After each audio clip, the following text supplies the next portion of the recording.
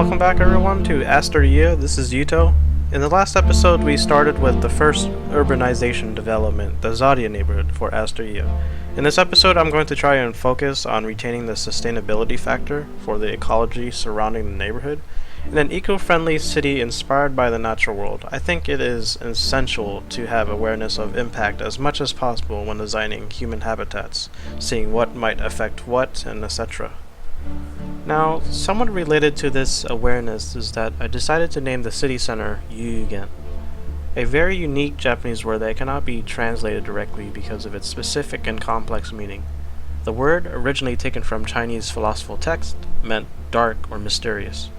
But in Japanese, a straightforward definition from the vocabulary book, They Have a Word for It, by Howard Rheingold, says, an awareness of the universe that triggers feelings too deep and mysterious for words. As abstract as this sounds, Yugen does not refer to another world or plane of existence, but rather it is about the experience in this world, namely the mysterious beauty of the universe and the juxtaposed sad beauty of human suffering. Yugen became an important concept in traditional Japanese aesthetics, such as no drama, a type of traditional Japanese theatrical performance. I chose this word for the city center as a means of realization in the beauty of the universe and the unfortunate demise of humanity, such as climate change, which sparked the creation of this city. Aster-yee-ah, inspired by the natural world, is a vessel of security against our past, and to reshape our way of living by again coexisting with nature to further be inspired by it. So now you can see where I'm going with this idea by furthering the development of ecological preservation while integrating our infrastructure with it. But this episode won't be about Yugen, as I'll save it for later. So for this episode we'll focus on the rivers around Zadia. Firstly, let's go over the changes that I have made since the last episode. I had a comment in the last video suggesting that I should get more custom assets to help in making a more convincing future tense city. While I do agree, but I'm not trying to obtain so many assets like I did in Anthropiatricene, which drastically increased my load times and lowered my hardware's performance. However, I did go forth and got some more vehicle assets and building assets, and I also tweaked around with the theme manager helping the futuristic building style pop out more, which was an insanely time-consuming and tedious task. One of the things I really miss about SimCity's mods is that there was a mod where you could actually place down RCI buildings, and I wish I can kind of have that, because sometimes these future buildings don't grow as the way I want them, even though I set the value at 100. I don't know what happens, but oh well. So first, let's have a look at the bus station. I saw a new asset for this bus station on the workshop and I just had to download it. It's better than the default in its own manner and helps add in a density factor to the neighborhood rather than just having huge lots of open space for the bus stops in front of the building. Another thing that I like about this building is the detail of the interior, especially the spiky chandeliers hanging from above, which kind of match the park sculptures outside next to the station. Since we're on the topic of bus stations and mass transit, I also downloaded the new stacked train station by Tomcat, along with another one by City of Tokyo, and lastly the sunken train station by Bowformer. I will have to decide and plan how I'll implement these new assets into the city. In the meantime, I'm still going to look for new assets, but we'll try to cap my total asset count at 500. Alright, so now let's go on to the vehicles that I've downloaded. If you guys didn't know, I update my asset collection after every new episode, and this includes in deleting and adding in assets, and you can see this asset collection in the description box below. I've deleted several old assets, particularly those big semi-trucks that bring in freight. I think those do not fit with the dense future environment very well, so in this movement against large vehicles, I've added several smaller vehicles for this dense environment, much like what we see in Europe and Japan. Examples are like smart cars and other smaller sedans, along with single personal transport vehicles such as motorized bicycles and segways. You can see them cruising around the neighborhood here.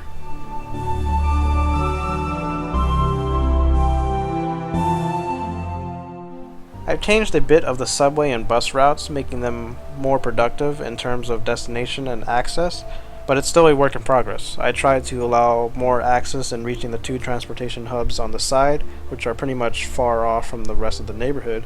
I've also color-coded them so you can easily see the routes better, though I noticed sometimes the buses take some insane routes, which I assume is due to the traffic manager plus improved AI.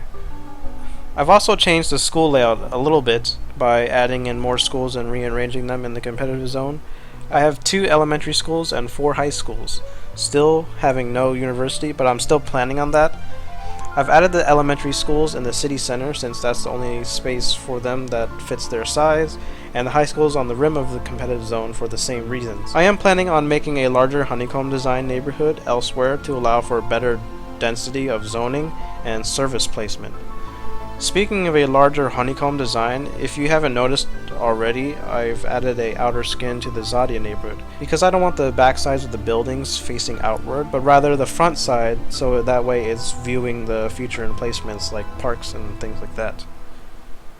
Alright, so now let's move on to the content of this episode. As I said earlier, I want to start focusing on the sustainability of the ecology of this island, retaining awareness of how our human development may affect the natural habitat. Now, I know it's true that we cannot stop 100% of our anthropogenic influence, but we can be more mindful in our design and output so we can have a lesser and friendlier impact on the environment. I'm going to focus on this area for the development of this episode. One of the biggest impacts I had from the natural world was witnessing areas around rivers creating such great social atmospheres, like how most of our human civilization has sprung up around rivers. Specifically speaking in terms of inspiration, my experience in Kyoto, Japan, where many rivers ran through the city, and all around them was this peaceful attitude and atmosphere for families and friends to mingle. I want to create this aesthetic and harmonic layer to the city of providing such peaceful value in contrast to the immensely dense cityscape, while retaining a large portion of its natural state. In planning for this episode, I've done a lot of studying and research of how I'll execute this episode with the following designs. Luckily, I had my environmental science textbook still laying around, which I took 2 years ago as part of my general education classes. I started reading it, along with other documents that I found online from universities and other educational sources to help me better understand the ecology of rivers and the roles of how everything plays, including how humans impact this delicate system. Now, I'm still not an expert on these things, but it did help me shape a better understanding of what to be aware about in designing. This river realism modification fulfilled 2 objectives: retaining the flora and fauna of the island to achieve healthy rivers, and to help service as a natural flood system. Natural geology uses floodplains and wetlands to manage the flooding of the environment, but humanity typically modifies these natural flood control systems for their own development, reclaiming land from wetlands and replacing it with concrete, and straightening out rivers while creating levees on the side. While these levees sometimes serve their roles in preventing flooding from a human standpoint, it's not completely foolproof, and neither is nature's way in regards to human time. It takes a much longer time for nature to equalize the situation, but it's for the better. Flooding doesn't damage nature, but it's rather a natural cycle in the river corridor. This natural system serves in sedimentary movement, groundwater replenishment, and also cleansing of moving dead organic material and potentially toxic substances downstream, and having the wetlands and swamps filtering out the pollutants. Now, I know keeping the rivers in their natural state involves a dynamic river that is constantly changing with time, which our early human ancestors fought with and ended up straightening the rivers and building embankments on the sides to make things more predictable. I don't want to do this and just allow the river to do its own thing, respectively keeping out of the floodplains. I want to keep the human urbanization above the topographic floodplain, but we'll still create some minor dikes just in case, but keep it subtle in design. Down towards the river is the hydrological floodplain, the area that typically floods. The natural way of helping with erosion prevention and nutrient pollution we get from runoff, such as urban areas and farms, is lining the banks of the rivers with trees. This is known as riparian vegetation, which allows in controlling water temperatures, dissolved oxygen levels, and etc. In the shady areas covered by trees, there will be fauna, like fish. I am also trying to select the areas best fit for sunlight to hit while keeping in mind of where the tall skyscrapers will be in the surrounding area that will cast their shadows down to the river most of the time. Preventing these 3 key things is vital. 1. Thermal pollution, which will decrease the oxygen levels in the water, and we'll do this by tree coverage and keeping a lengthy proximity of human infrastructure that will make the ground temperature rise higher due to concrete. 2. Erosion, so we don't have to use those dirty seawalls and retain flora and fauna. Having tree lining provides for better soil stability. Lastly, nutrient pollution, which will cause oxygen depletion and overgrowth of algae. Again, trees play a role in this by absorbing excess nutrients, and will also keep runoff-rich assets away from the rivers. These reasons are why trees along the banks of the rivers is absolutely necessary. Let's have a look at the rivers so far. From above, I tried to follow the natural sequencing of rivers, creating pools and riffles along the river. Pools are the deeper section, occurring at the bends of a river, and riffles are the shallow segment between the two pools. I also tried to create some riparian islands, which are islands developed in the middle of the river by sedimentary transportation. At the end of the river, where it goes into this massive wetland or lake, I have created an alluvion fan underwater, which is a fan-like disbursement of sediments by the current of the river. You can see how the natural state of a river would look like in conjunction to an impending futuristic urbanization. This is where I'll add in parks and community farms / gardens, and I'll try to put a limit on large expansive parks for sports such as soccer fields and baseball fields. Those assets will mostly be contained within structures like indoor stadiums, but a few out in the open wouldn't be so bad. The community farms and gardens will add in community value for the neighborhood and also act as a bonding point between two neighborhoods, which will build next to Zadia in the future. There's one problem with this design, however, and that's density. We can see that ecology of the river creates this vastness between the urbanized zones, like a highway fragmenting a forest, but in this case, nature fragmenting urbanization. This is where the community farms and gardens will come in, so we can achieve this level of blending between nature and mankind. Though it will not completely solve the problem, but it will balance the image, despite the gardens and farms will create a generally open plot of land exposed to sunlight, unlike a forest. I am still deciding if I want to touch these sustained ecological zones around the rivers with nature trails, connecting the districts together. This may ruin the pristine look of the natural zone. With all this in mind, I want to make sure that I don't trespass that topographic floodplain border that I mentioned earlier, so it can be safe from flooding. For the farms and gardens, I tried to follow a design similarly like the Zadia honeycomb, composing of 7 small hexagons in a terraced format and 2 additional sprouting out. I tried to design a step system of these gardens where the middle hexagon is set as a depression to collect rainwater so we can replenish the groundwater around the gardens. This small lake in the depression is lined with trees so we prevent massive erosion and keeping nutrient pollution away. Since we retain the ecology around the rivers and other areas, the trees will retain more moisture in the atmosphere so we can keep a stable climate for rain. This keeps the area cooler in temperature as trees are known to create microclimates. It is important to keep trees as they play a major part in climate control. Let's look at the developed urbanized zones we've created around this area, which is the connection point between the city center and Zadia. I'm in the process of deciding how to integrate the another arm stretching out from the city center as seen from the pulsar map. As you can already see, we have already established a very distinguishable naturalized zone. So fitting in another arm would look really awkward. It would ruin the balance of the naturalized area. For the bridge, we already see it casting large shadows for the fauna below it. I've only lined this area with seawalls so that way it doesn't get eroded easily due to the river below.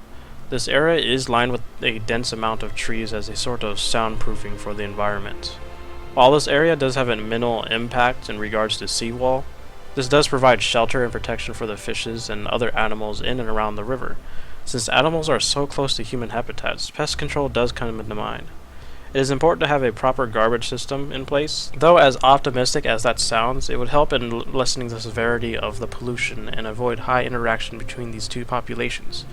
Mosquitoes also come into play here, but, well, we'll just play along with the future theme and say that we already got that taken care of. Now that's it for this episode, and I hope to see you guys down in the comment section below in this episode and the next. If you like the content I produce and you want to do more, please support me on my Patreon, and I would immensely appreciate it. Anyways, I'll give you guys a moment here to enjoy the sights of the newly developed areas that we just produced.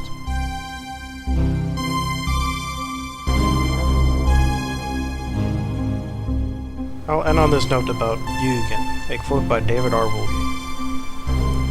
When I wake up early enough to see the sunrise, if I keep still and just watch for a few minutes, I can actually perceive the movement. At these times, I become vibrantly aware that I am here, standing at this particular spot on the surface of this particular world. And this world is turning this part of its face toward the star we call the sun, 93 million miles away. And half of this world is at this moment experiencing the very same sun along with me, while the other half is in darkness.